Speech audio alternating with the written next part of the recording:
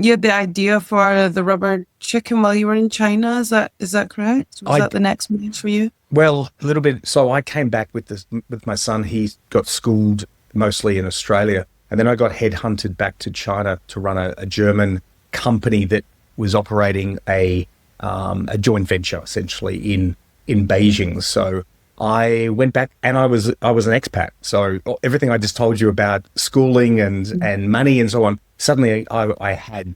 So I was there, and I was focused on Hard Knocks. The comedy school was already started at that time, and someone else was managing that's Hard Knocks Comedy School.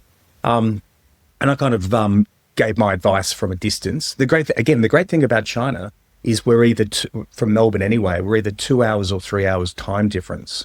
If you're Perth, it's the same time zone. So in your mind, you don't feel like you would feel in your family in the UK that, it's a 12-hour gap, isn't it? Or 11 hours. And so you're on a different wavelength. For China, it's a different story.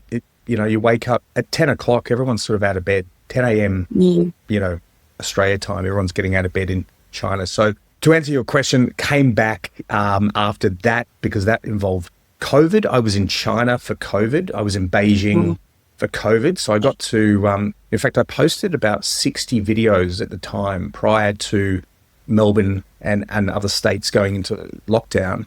I posted a whole lot of videos just highlighting that China was managing and that there was plenty of toilet paper on the shelves, for example.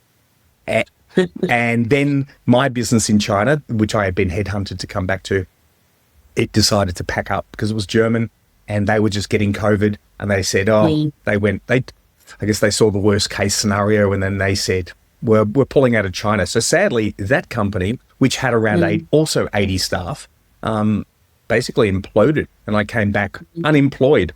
At that point, I started the Rubber Chicken Comedy Pub.